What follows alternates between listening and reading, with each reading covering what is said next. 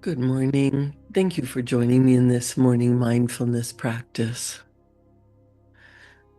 Sometimes things happen and it feels like they've destroyed us, but you can't give up. There are times when you might have been fired from a job, or a marriage failed, or someone you love hurt you and they won't say they're sorry, they won't reconcile. It's imperative that you go on regardless, no matter what has happened to you. It's incumbent upon you to carry on, to keep going, to never, ever, ever give up. There are times where we feel like our heart has been broken and we will never heal. And there are times where no matter what we do, the other person who hurt us doesn't care, or they move on, or they leave without saying goodbye. There are times where you feel crushed, but carrying that burden, replaying the story, going over and over and over and over, just makes you feel worse. It holds you hostage. It keeps you from living life. And that's not fair, but sometimes the other person doesn't care, or they've done it on purpose. You must fill yourself up so that you can carry on and live your best life no matter what. You might have to have a funeral for the other person, because when the other person is still alive, but they are no longer in your life, that's even worse than someone who is dead and gone, because at least you know they're gone. It is the hardest work you're ever going to do, to forgive and move on. Forgiving doesn't mean you forget. Forgiving doesn't mean that you agree with what they've done. Forgiving doesn't mean that you allowed it to happen. But the only way you can carry on living your life is to forgive and release them, release their energy, release the hurt, let it go. And sometimes you have to do that over and over and over. Forgiveness doesn't let the other person off the hook, and it doesn't say you agree with what they did. It allows your heart to heal. One of the things you can do if you're grieving a person who is still alive but no longer in your life is to think about, write down what they did and say, I forgive you. I let you go. I let you go to your own life. I bless you to your life so that I can live a peaceful, blessed, happy, healthy life. The stress of carrying that pain only hurts you. The other person maybe doesn't know, or doesn't care, or is doing it on purpose. When you forgive and let them go, then your heart can heal.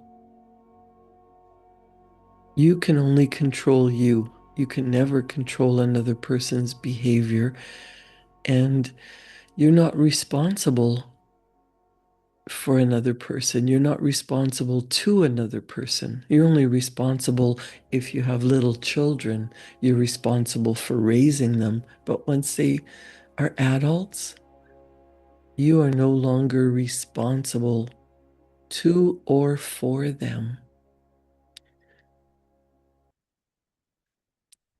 I know that pain. You're not alone, but it doesn't help to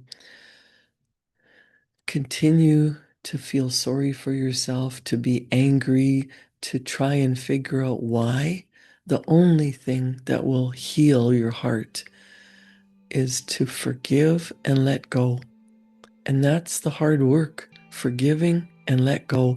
Give it to God, give it up to the universe, give it up to a higher power so that you can live. You can let go and forgive and live life the way you want to. Happy, healthy, respected. It's not like it didn't hurt, but holding that pain doesn't do yourself or anyone else around you any good. When you heal you, you can heal the other relationships in your life. When you feel better, that transfers into helping the other ones in your life have a happier, healthier life. It is hard work, but it's the only way you heal you, by forgiving and letting go. And sometimes it takes time, it takes patience.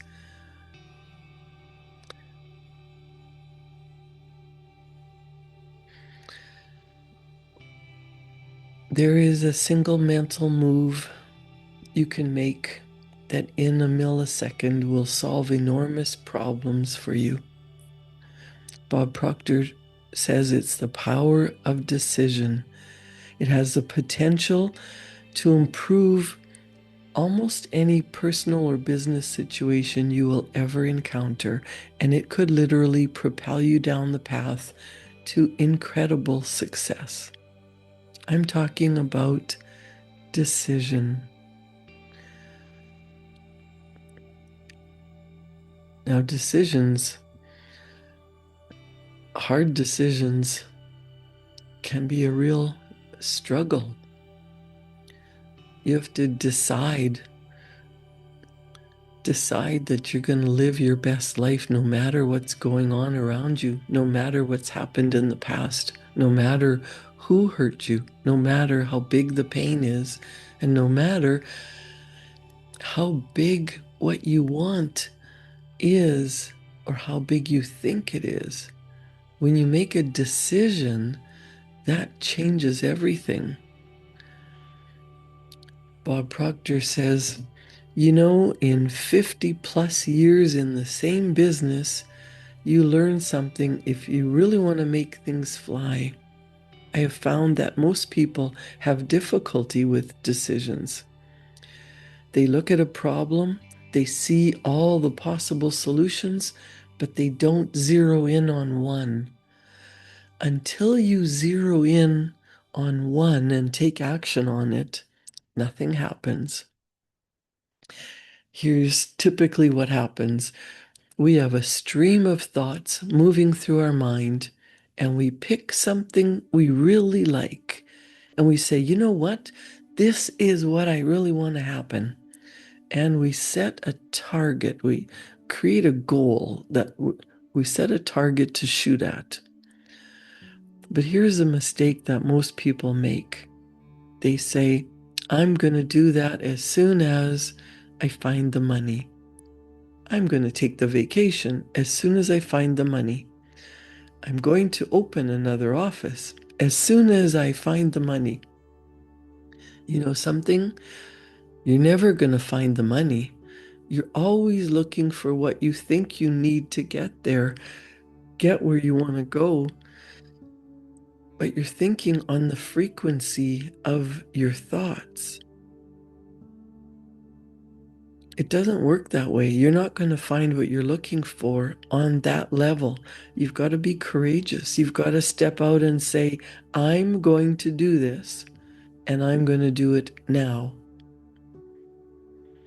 He often tells a story of Edmund Hillary didn't know how to get to the top of Mount Everest until he got there.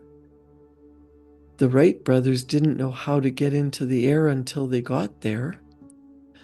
The second you make the decision, you flip your brain onto a different frequency, and the appropriate thoughts start rolling into your mind. That's how it works. This is one of the most important lessons I've ever learned. And for Bob Proctor, it helped him make millions of dollars, and it will help you do the same. The world's most successful people are all able to make decisions. Decision makers go to the top, and those who can't make decisions seem to go nowhere. Think about it. Decisions, or lack of them, are responsible for the making or breaking of careers. Individuals who have become proficient at making decisions without being influenced by the decisions and opinions of others are the same people whose annual incomes fall into the 6 and 7 figure categories. The people who never develop the mental strength to make these vital moves are relegated to the lower income ranks for all of their careers. And more often than not, their lives become little more than a dull, boring existence. Of course, it's not just your income that is affected by decision. Your whole life is affected. The health of your mind and body, the well-being of your family, your social life, the types of relationships you develop are all dependent upon your ability to make sound decisions. Bob Proctor says you would think that anything as important as decision making would be taught in every school, but it's not.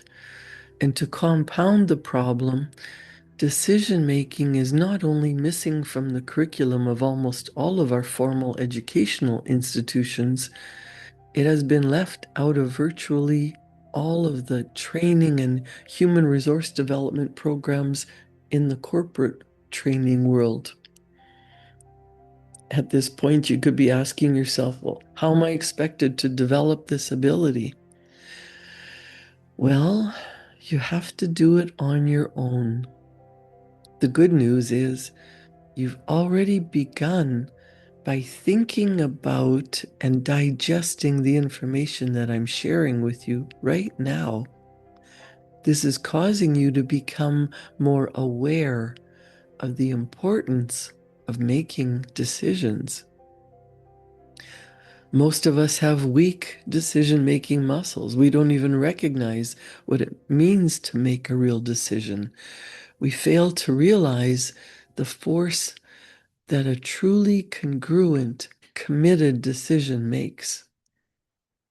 Part of our problem is that we use the term decision so loosely that it has come to describe our wishes and not our commitments. Instead of making decisions, we state our preferences. The word decide comes from the Latin decidere, the root de meaning off and cadere meaning to cut. Therefore, making a decision means cutting off from any other possibility. A true decision, then, means you are committed to achieving a result and then cutting yourself off from any other possibility. After making a true decision, especially a tough one, you will usually feel a tremendous burden has been lifted from your shoulders. A true decision means there is no plan B. Most people say, well, I would really like to do that, but if it doesn't happen, it's okay, I'll do this instead. How badly do you want what you want? If it's success in business, you have to decide, you have to see it, you have to hold the vision, you have to do some hard work. Sometimes you have to work when you'd rather be doing something else, but how badly do you want your business to thrive, to flourish? And what are you working for? Is it for fame and fortune? Is it to make a difference in the lives of people? Think about why you want what you want and hold yourself accountable to that.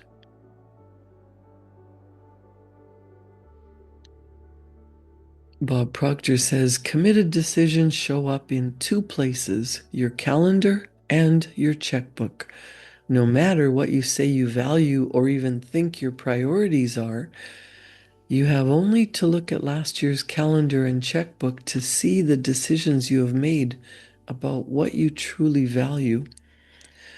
He says, for example, I am committed to growth, both personally and professionally. A review of my calendar always shows multiple continuing education courses, seminars, and workshops in both my personal and professional life. Take a look at your calendar to see what it says about your values. Now, in order to get what you want, you have to work from the higher to the lower power.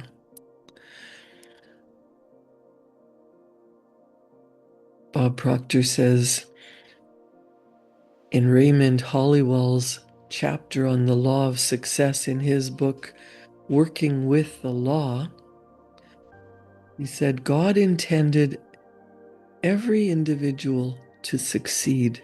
It is God's purpose that man should become great.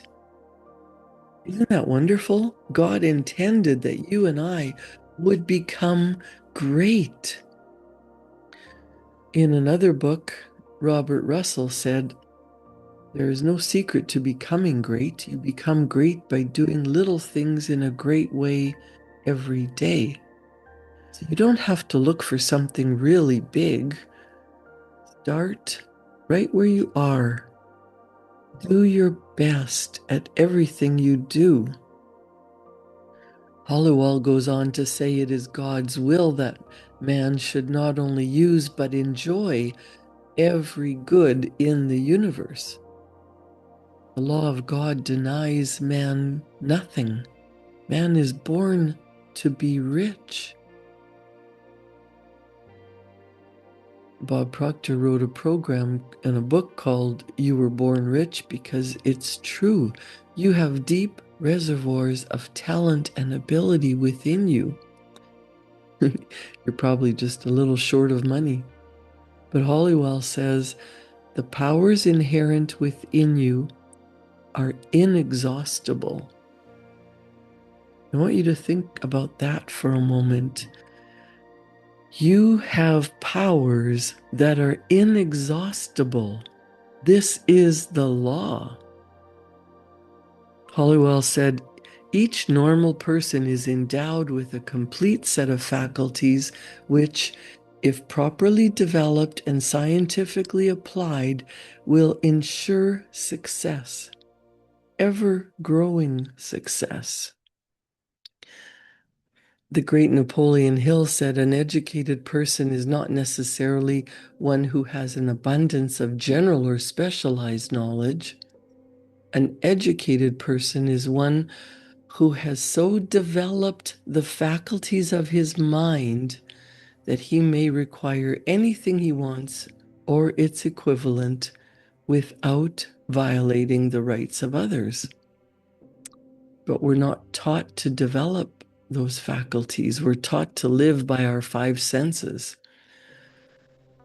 And living by our five senses, looking around, interpreting what we see, hear, smell, taste, and touch, living from the current or past reality, programs us to live from the bottom up, living from the physical to the intellectual or the spiritual. You're letting the physical control the higher, but it doesn't work that way. God works from the higher to the lower. Spirit always manifests from the higher to the lower, from the non-physical to the physical. If you're going to live in harmony with the law, that's the way you're going to have to work. You're going to have to work from the thought to the thing, not from the thing to the thought. So what does Bob Proctor mean by that? He means don't let your bank account dictate your financial status. One of the things that he asks people when they first come to work with him is that he asks, what's the most you've ever earned in a year? One of his old business partners said $100,000. He was pretty proud of that. It was pretty good money. And Bob Proctor said, if you do exactly what I tell you, I'll show you how to change that into a monthly income. And you know that within months, he was earning that $100,000 as a monthly income? That's what Bob Proctor taught, and that's what he taught me to teach people, to turn their annual income into their monthly income. You can set up multiple sources of income, but each normal person has a complete set of faculties that will ensure greater and greater success when they are properly developed. You have perception. That's one of your mental faculties. That's the way you look at life. You have a will that teaches you to concentrate. You have memory. There's no such thing as a bad memory. You have a perfect memory. You have reason. That's your ability to think. And you have intuition and imagination. These are all phenomenal mental tools. You can develop them to experience greater and greater success. And you're going to have to learn to use them and put them into practice and use them if you're going to live from the inside out. Raymond Hollywell goes on to say, every man contains within himself the capacity for endless development. I don't know about you, but that sounds pretty exciting. By the time Bob Proctor passed away, he had been studying and applying this information for over 60 years. I've been working on it for 8 years, and I feel like I just want to keep getting better and better at it. Next, he says, advancement into all things is the law's great purpose. By learning to work with the law in promoting that aim, a person may build himself into greater and greater success. So you might say, what is the win for me in really studying these laws? Well, that's it. You're going to build yourself into a greater and greater success. You can earn as much money as you want. Bob Proctor went from earning $4,000 a year to earning millions. And he found it easier, not working as hard as what he was when he was earning $4,000 a year.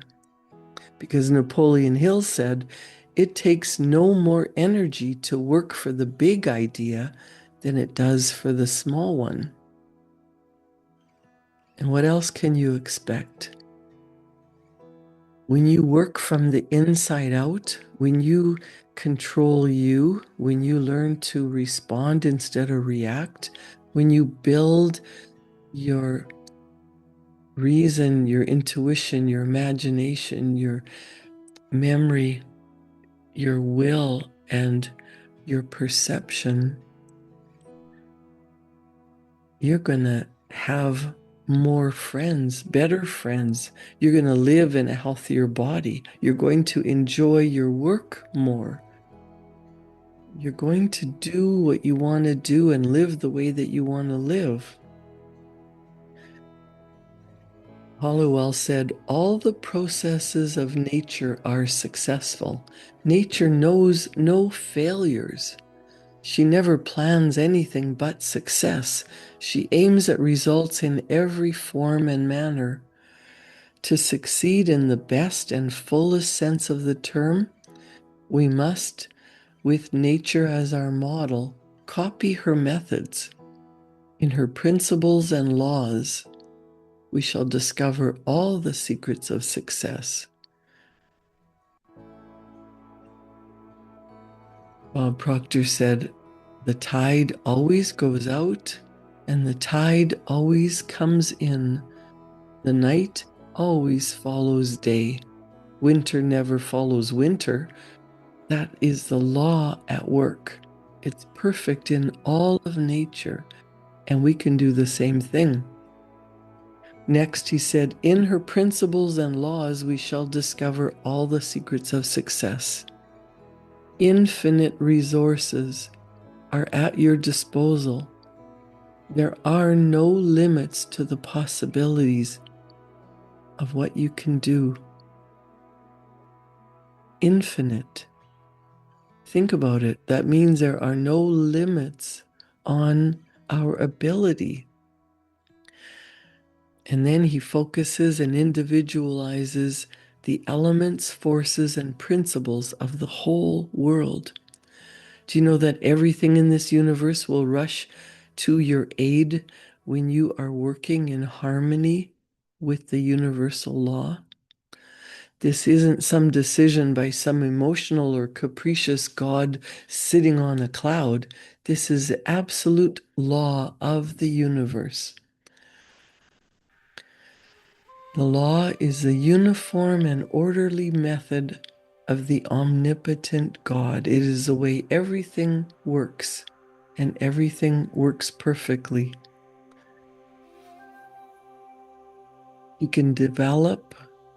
Mankind can develop a wonderful intelligence.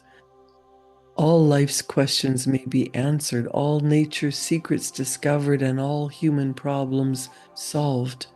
Nothing is impossible. Think of what you can do when you understand the law. Write down what it is you want and not think about it as missing or how bad you feel because it's not here. You have to work from a higher to a lower power. Mind is perfect. Practice thinking, feeling, and acting as the person who already has what you desire.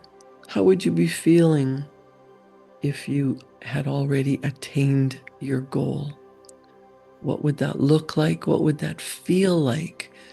The more you can be in alignment and feeling in that frequency, happy, healthy, respected, loved, abundantly wealthy, the more you act from that place of thinking, feeling, and acting, the faster your goal will show up.